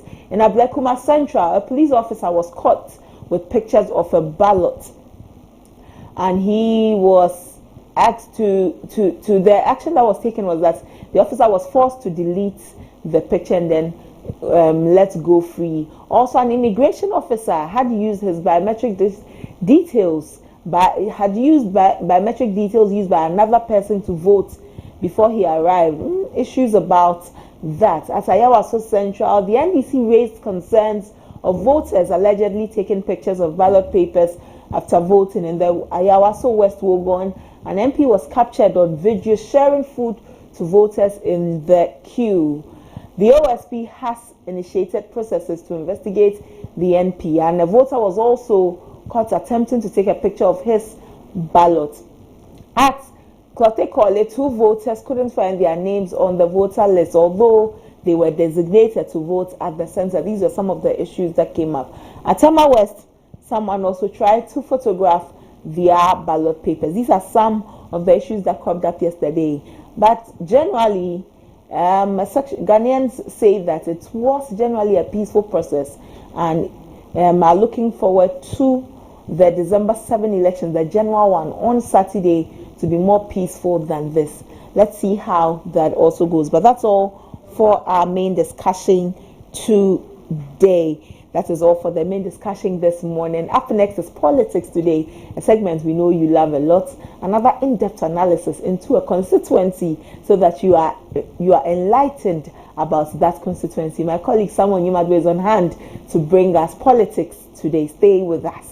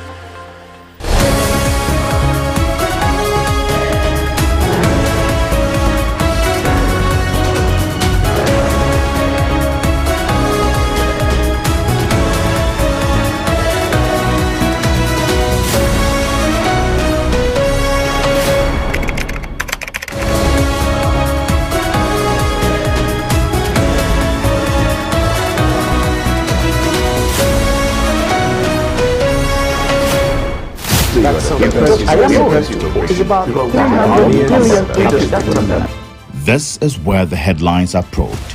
Policies scrutinized through an objective lens with an unbiased approach to every discussion. Key in to a series of pulsating conversations with the hard questions. Why do you still want to run when you have failed? I haven't. What do you mean by failed? In-depth analysis of policy proposals. If it is a temporary program, why do we want to still create another gold reserve exchange program also to address a temporary issue? If you introduce a temporary measure and you realize that the temporary measure works and is sustainable, you have to rethink whether or not it should just be temporary. And every agenda and positions intellectually debated to set the record straight. Look, you still don't answer the question now. Good. Question is, if Article 78(1) is anything to go by, your ministers of state largely are supposed to come from the parliament. Yes. The law says that not less than 10 and not more than 19. So these are your cabinet, your ministers of state you're going to get. How do you intend to resolve? Have you thought about managing that hurdle? Absolutely. If I hadn't, I probably would not get on the fray to do this. On Focus on ABC, we focus on the matter, the personality, and the answer beyond the rhetoric. Focus on ABC shows every Thursday at 7 p.m. only on ABC News Ghana television.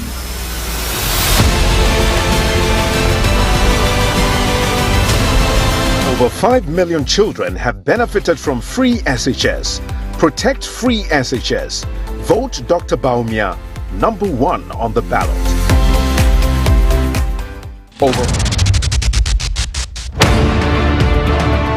On December 7, all eyes will be on the nation, and ABC News Ghana television will be your trusted election guide. Welcome to the Poll Center, where we bring you the most comprehensive 2024 general elections coverage. At ABC News Ghana, we will deliver up-to-the-minute updates from across the 40,647 polling stations, ensuring that you stay informed every step of the way. We'll bring you real-time updates from constituencies with the highest stakes and insight into the key battlegrounds. Our team of political watchdogs, pollsters, and political scientists will break down the nuances in the swing regions, helping you understand the dynamics of these critical areas. With correspondents and district reporters spread across the country, rest assured all the time we report of turn of events as they unfold. On the Poll Center, we'll bring you an excellent television experience with advanced graphic presentation that will give you a clear visual of the vote tallies, trends, and key turning points as they unfold live on screen. ABC News Ghana will provide you with in-depth analysis of voter pattern shift, regional shift, and what the early results could mean for the final outcome of the elections. From voting challenges to disputes over election results, ensuring our viewers understand the legal landscape. On social media, we'll bring you live updates and key highlights from the polling stations, keeping you engaged and informed with the latest developments online. From the streets to the polling centers, we will capture the voices of everyday Ghanaians, hear their thoughts and concerns as they cast their ballots. ABC News is committed to unbiased, accurate, and in-depth coverage. Join us on the Poll Center for the most reliable 2024 election coverage. Stay tuned, stay informed, stay with the Poll Center right here on ABC News Ghana Television, your election guide to the polls. On December 7, all eyes will be on the nation, and ABC News Ghana Television will be your trusted election guide. Welcome to the Poll Center, where we bring you the most comprehensive 2024 general elections coverage. At ABC News Ghana, we will deliver up-to-the-minute updates from across the 40,647 polling stations, ensuring that to stay informed.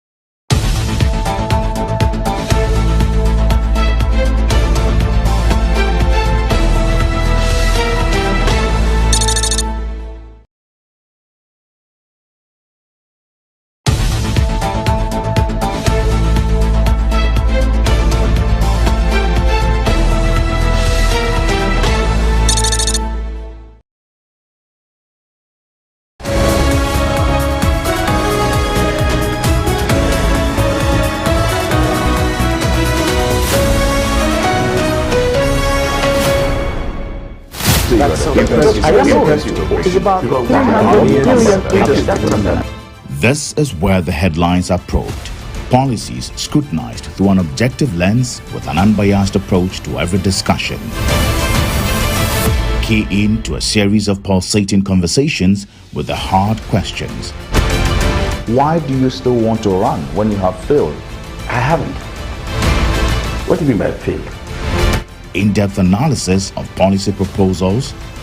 If it is a temporary program, why do we want to still create another gold reserve exchange program also to address a temporary issue? If you introduce a temporary measure and you realize that the temporary measure works and is sustainable, you have to rethink whether or not it should just be temporary. And every agenda and positions intellectually debated to set the record straight. Look, you still don't answer the question now. Go on. Question is, if Article 78(1) is anything to go by, your ministers of state largely are supposed to come from the parliament. Yes. The law says that not less than 10 and not more than 19. So these are your cabinet, your ministers of state you're going to get. How do you intend to? Have you thought about managing that hurdle? Absolutely. If I hadn't, I probably would not get on the fray to do this.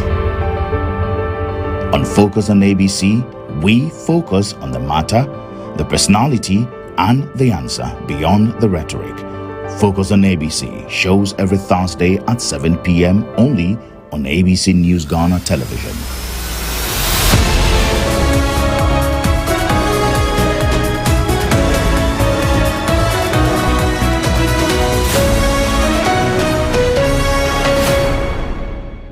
Over 5 million children have benefited from free SHS.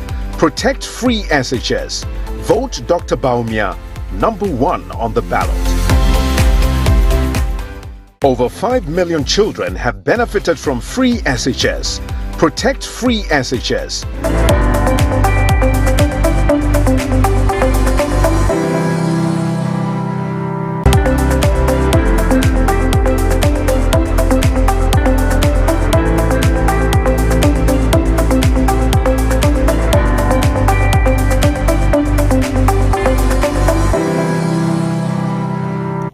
Hello, there, good morning. You're welcome back to the show with me, Samuel Nyimabo. This is Politics Today. And today on Politics Today, we are taking you to another constituency on our constituency in focus as part of our election coverage up until December 7th. We'll be bringing you this analysis till December 7th. And this morning, we are back to the Greater Accra region. A constituency within the Greater Accra region that is at the heart of Greater Accra, and that constituency has been in the news for over a period now. And ahead of the December 7th polls, things are heating up in the constituency, so we'll be focusing our attention there today. I'm talking about the Krowo constituency in the Greater Accra region. Now, Krowo is located within the Krowo the Lejikuku Krowo Municipal District of the Greater Accra region. It has a population of about 143,000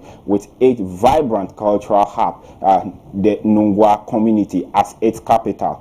Now, it is located and it is bounded by the Dadekotopon Municipal Assembly to the west, the Tema Metropolitan Assembly to the east, and the Ashaman Municipal District to the north, and the Gulf of Guinea, the sea, to the south. Now, spanning a land area of 50 square kilometers, the population density is estimated about 5,231,000 per square kilometer, with a growth rate of 3.1%. Now, it has the youth under 24 years constituting 50.7% of the community. So it means that there's a lot of young people within the Krowo constituency. And like I mentioned, this is a constituency that has been heating up for quite a time now ahead of the December polls, because it is one of the swing constituencies within the Greater Accra region. Now, this constituency since 1992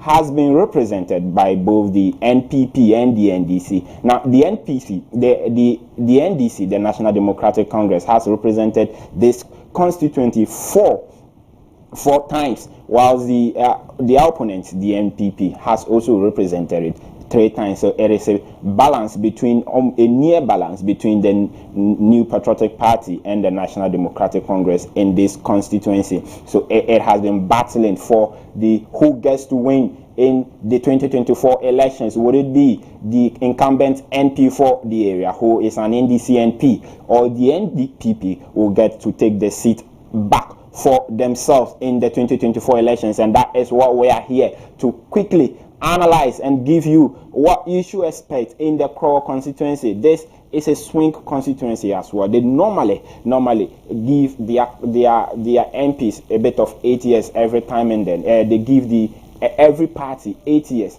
So in 1992, 1996, the NDC won in that constituency. 2000, 2004, the NPP won in the constituency as well. Then in 2008, the NDC came back to win. In 2012, they won the constituency again. In 2016, the NPP came in and, however, lost the seat in the 2020 elections. And it is heating up once more for the 2024 elections. Now, as you can see on your screens, that is the NPP parliamentary candidate for the area, Engineer.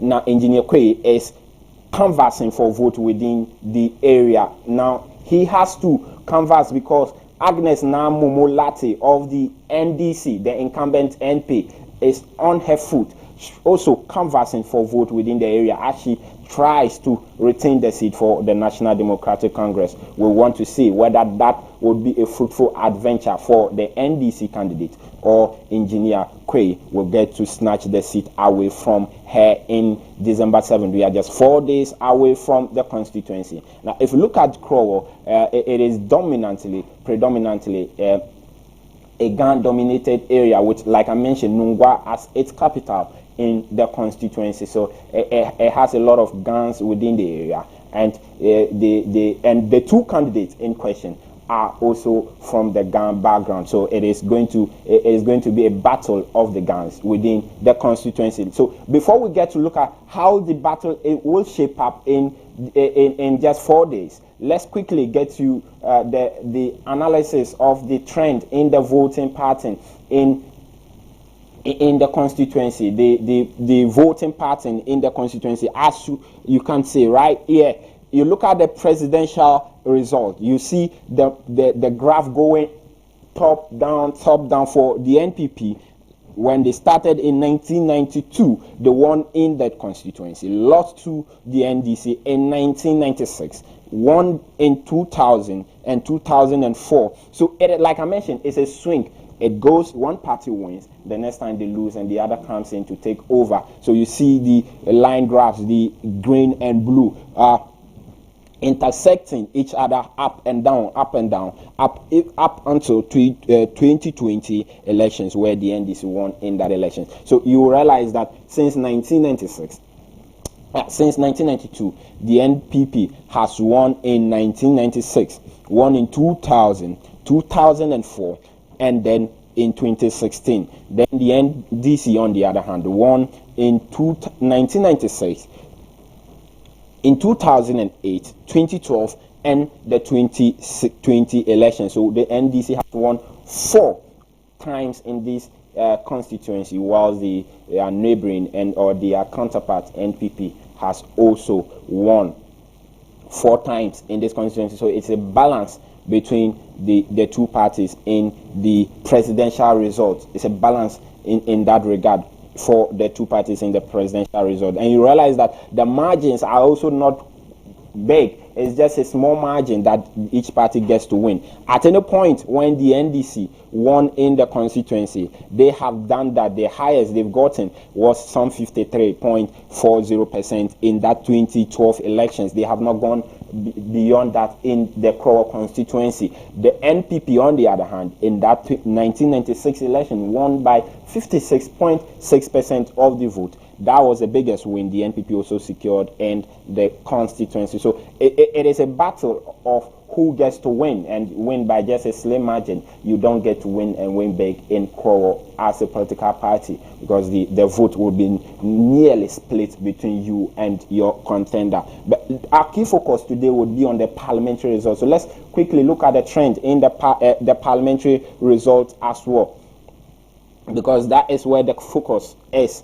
on constituency in focus, the parliamentary seats, who gets to win it, and especially in constituency, is it going to be NDC wins the seat, retaining it for themselves, or the NPP gets to snatch it away one time again? Now, you look at that 1996 parliamentary elections in the Krowo constituency. The NDC came victorious, winning by 51.60% there. The NPP lost in that elections. However, the New Patriotic Party candidates in 2000 won the seat, retained it in 2004 for the NPP as well. However, in that 2008 elections, where we saw a runoff in the presidential elections, the NDC won in the parliamentary elections in the Krowo constituency, winning by 54.70% of the vote. Then in 2012, the NDC won again in the parliamentary result for this constituency. And then in 2016, the NPP came back to win in that 2016 election, winning by 51.10%. However, the incumbent MP in 2016 lost the elections in 2020 to now incumbent Agnes Namumulati of the NDC. So you will realize that in terms of the parliamentary result, at most of the times, each party gets to hold their seat for 2 consecutive times. In 2000 and 2004, NPP held it in those 2 terms. Then in 2008-2012, NDC came to hold the seat 2 terms. In 2016, the only deviation is in that 2016 election, where the NPP won, and they were expected, by, if you look at the trend, expected to maintain it for another 4 years. However, they were unable to do that because Agnes Namumulati came back strongly to defeat her contender in the elections, in that 2020 elections, and she is still on the ticket for the for the National Democratic Congress. However, the former NP for the area, Elizabeth Afolukwe, who won in that 2016 election, is no more on the ticket of the New Patriotic Party. There's a new face for the party in the constituency. Will that new face suffice for the New Patriotic Party. We'll quickly get into that. So this has been the trend in the parliamentary elections, and you look at you look at the difference, you realize that the difference has also been very slim in the parliamentary results. So in this constituency, you don't get to win big. You just win and have your win. You just get away with your win and go your way and make sure that you come back the next 4 years to get another slim win and go, because it has been a struggle for any party to win big in this constituency. The only time a party won hugely in terms of percentage was the NDC getting 55.80% in 2020, and that goes to tell us who Agnes Namu-Moolate is, because she has had the biggest win in terms of percentage points. The woman on your screen, the lady on your screen, she has had the biggest win in the constituency in terms of percentage points in the constituency. No other MP has gone that level. Even the NPP MPs who won in the constituency have won by just slim margins. If you look at NPP winning in 2000 and 2004, they were doing 46.50 and 46.90 respectively in that 2000 and 2004 elections. But it was still enough to win the seat for the New Patriotic Party in that 2 terms within the 2000 and 2004 elections. Then the last time the NPP won again was in 2016 by just 51.10% of the vote. So you see that the NPP, at any point they win, they don't need a big margin to win.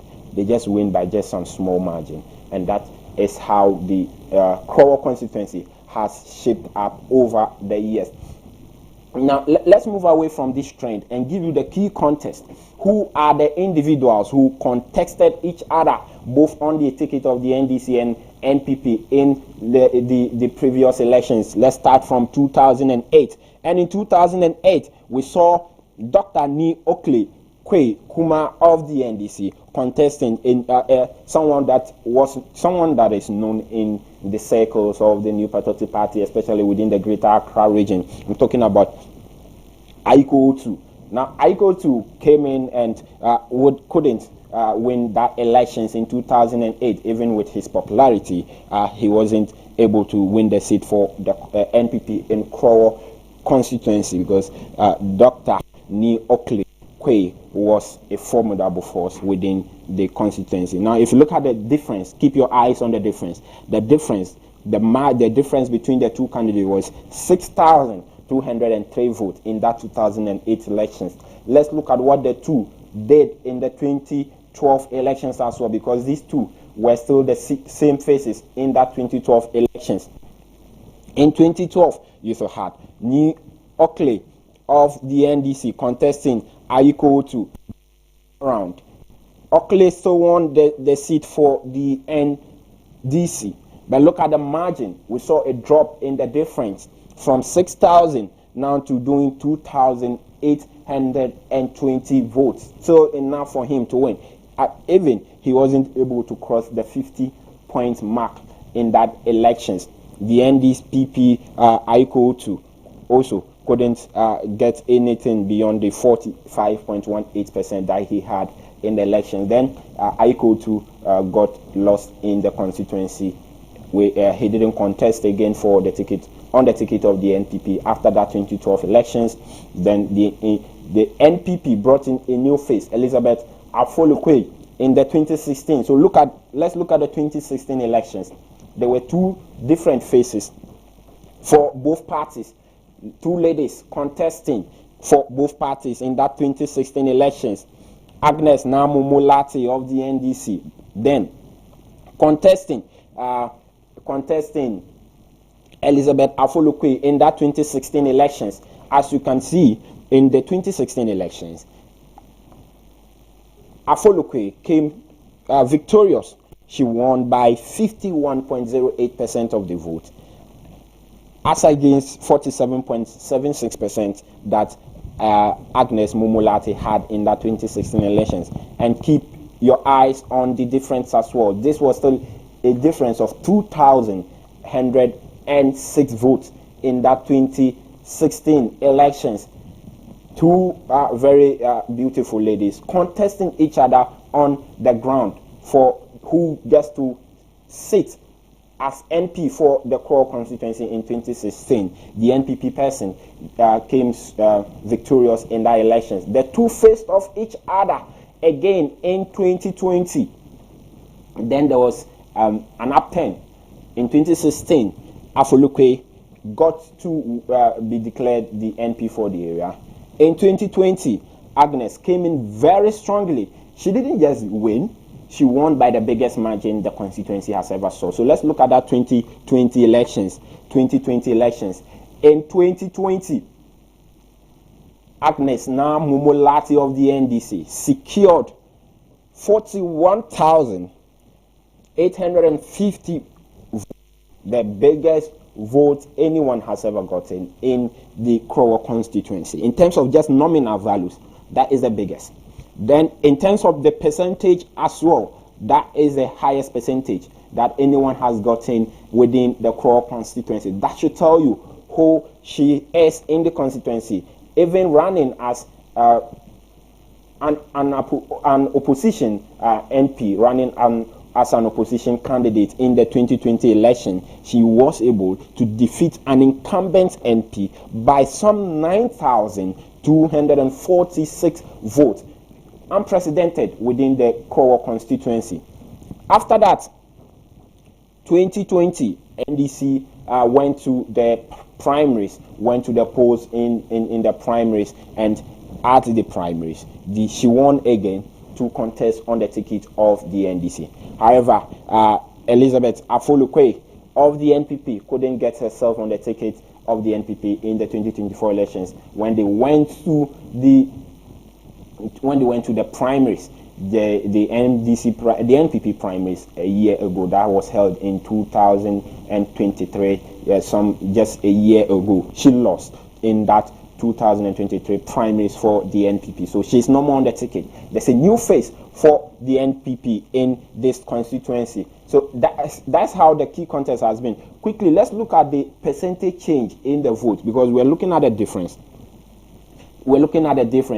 The difference between the key contenders from 2008, 2012, and all of that. Now, let's look at the percentage change in the parliamentary result. You will realize that at all times, or at almost all the times, the NDC has been making bigger changes in their nominal values. In 2008, they had a difference or an increase in their vote by some 12.32% in that 2008 elections. So it means that whatever they had in 2004, the candidate, Dr. Oakley, in 2008, increased that vote by 12.32%.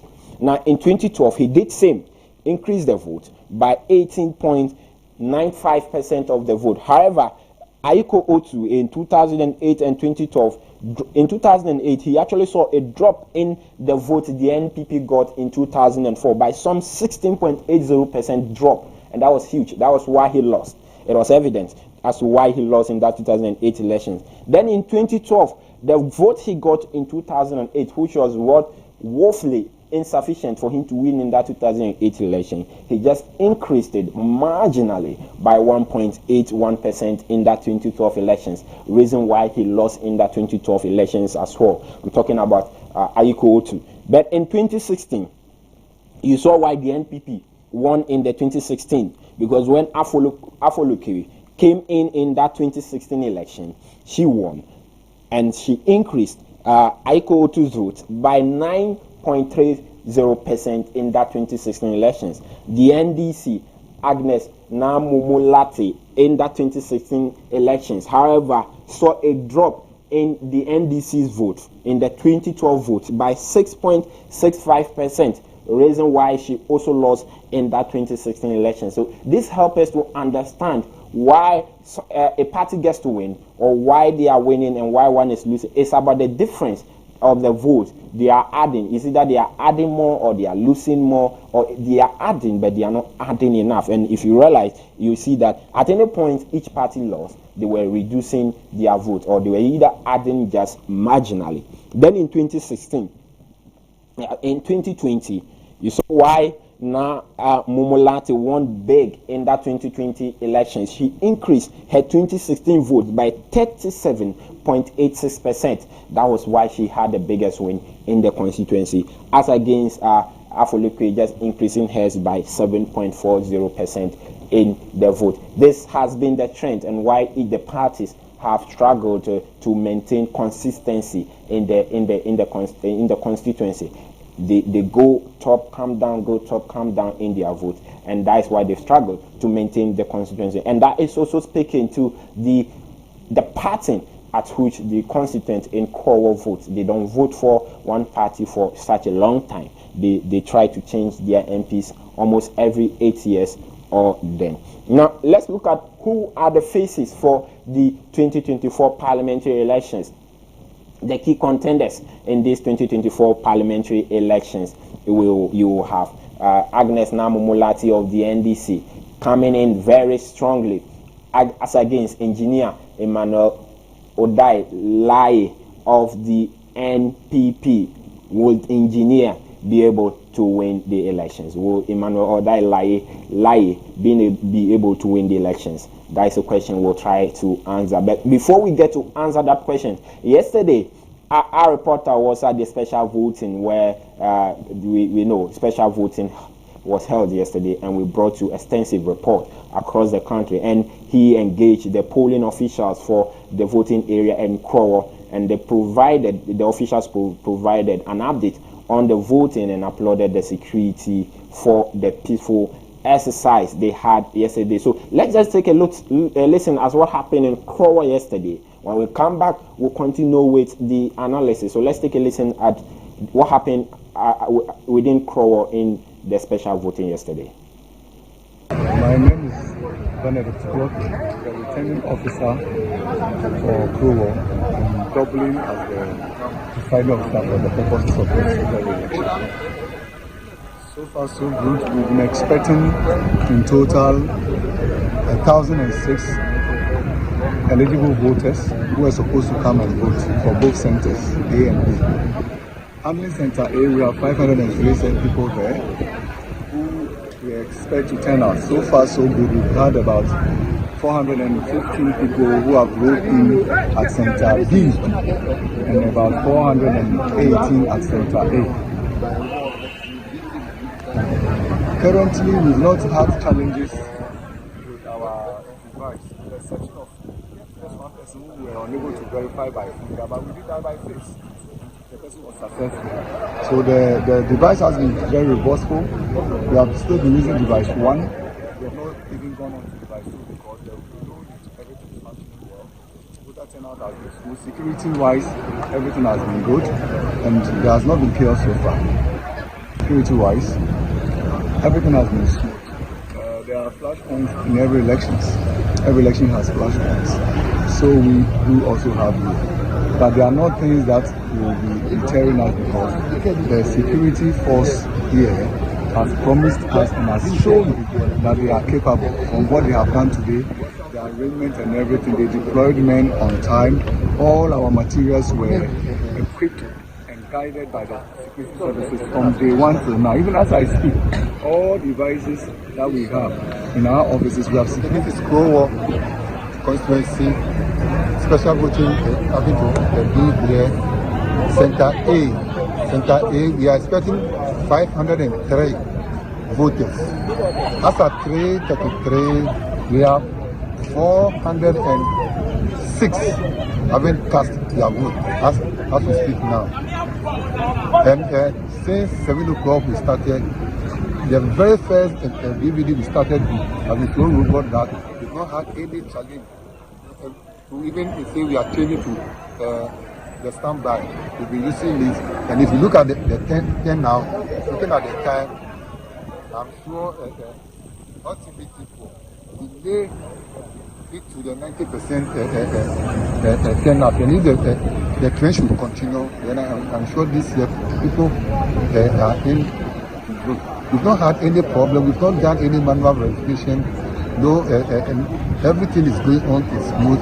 Now, security-wise, the security is more than enough. I can say maybe because we are having election, Right. So that was some election officials at the core constituency yesterday during the special voting, and if you heard them, you realize that there was a high voter turnout in the core constituency, especially with the special voting. As at 3 p.m. yesterday, when our reporter was on the grounds, close to over 400 people out of some 500 voters per each of the two centers had already voted, and that should tell you that the core constituency they are ready to come out and vote in their numbers on December 7th. If we are measuring what we saw yesterday, it means that the December 7th elections will see a high voter turnout, and that would be a good news for any of these two candidates, because high voter turnout means that people are ready to vote. And if you do well and you are able to campaign and put your messages well across board, you should be able to get the win you need. So which of these two will get the vote in the Krowo constituency? Which of these two will get declared after that December 7th elections in Krowo? Which of these two gets to go into the 9th parliament? We'll try to answer that for you just before we end the show. Now, in this year's election, there are key issues that are going to inform the voters within the Krowo constituency. Now, economic opportunities or economic issues will be one of the key concerns. Now, this is just like a general concern across board. Voters are keenly interested in how each of the party plan to address issues of unemployment and enhance the local economic prospect. And this time, it's not just about the general economy. To the specific constituency, to the Krowo constituency, they will be keeping an eye as to which of the two candidates has viable messages or viable policies to address the economic concerns in the area to boost the business community. Another issue would be infrastructure. There is a strong demand for improvement, especially in roads within the Krowo constituency. Roads in and around the Nungwa areas will need some fixing, and which of these candidates can help that? Now, the NPP candidate, engineer Emmanuel Odailaye of the NPP, has been one of the contenders who has campaigned on infrastructure development that he believes he has brought to the community. He's been campaigning on the roads he has lobbied to get fixed within the constituency. Some libraries is built within the constituency, and some other infrastructure project that he has some other infrastructure project that he has superintended in the area and ensured that they have been constructed. So his campaign has mainly been on infrastructure in the area. Now, let's also look at another issue within the constituency. Would be issue of social welfare. Issues related to health, education, and social services are also on high demands, and they are on the agenda of the constituent.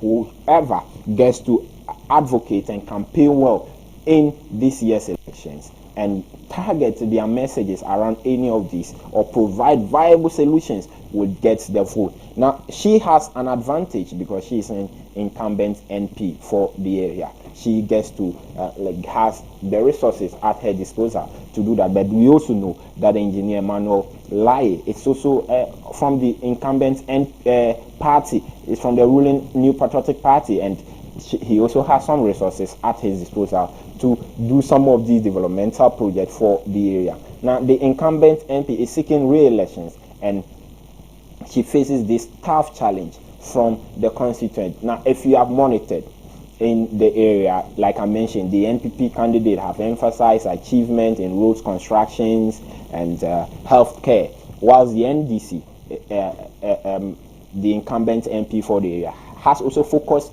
her campaign on social welfare and healthcare and improving education, giving students scholarships and sending students to school within the constituency has also been an area of her, a pivotal area of her campaign. Now, but as Krowo remains a pivotal electoral area within these critical elections, as both the NPP and NDC prepare for the polls, the ability to address these issues will inform the voters' decision. The abilities to address the road situation in the constituency, the issue of education, healthcare, and other pressing issues on the heart of the constituent would amount to vote for any of the candidates should they be able to address them. Now, recent polls and analysts have suggested a very competitive race. Now, this is true because Krowa is going to be competitive. If you look at the trend that we gave you, you realize that it has always been competitive. No party has won with a big margin in this constituency. It is going to be very competitive.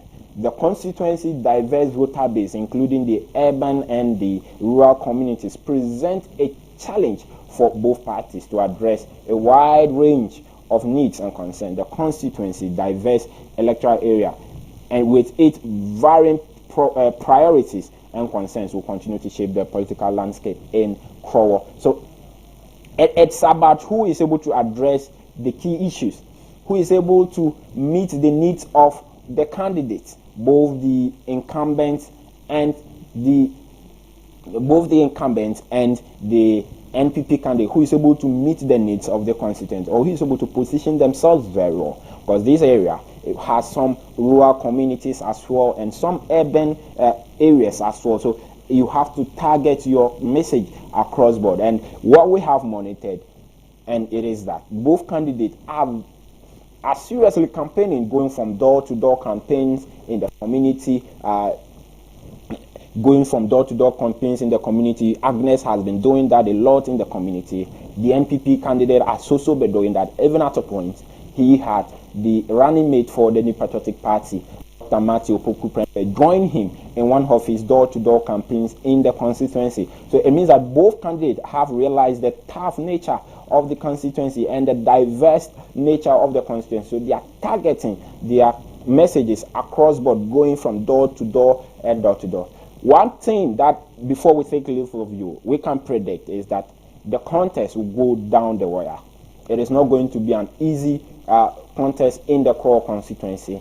The margins will be small, and any of these two candidates has a chance of winning in the December 7th elections. It just comes to who has what it takes to cross that line, who has what it takes to cross that line and get the vote needed to win, because the vote will not be huge, the difference will not be huge in these elections as Agnes had in that 2020 election, where she won by some over 9,000 votes. This time around, the minimum that she, or the maximum she can, if she's winning, that she can get is some 2,000 votes, which is even unlikely that she might get. So the contest is going to be tough for both candidates. It's about who gets to win the elections with that small margin, and we'll see on December 7th which of these two candidates has what it takes to win the Krowa constituency seat on December 7th. Just 4 days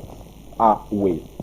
And that is the analysis that we have brought you on ABC in the morning. This has been Politics Today with me, Samuel Nyimabo. And like I mentioned, keep your eyes on Krowa, because it is a swing constituency as well, that the contest in Krowa is has been killing contested over the years. No party wins big in the constituency. So you will expect that the margins in the parliamentary elections will be very slim for both candidates.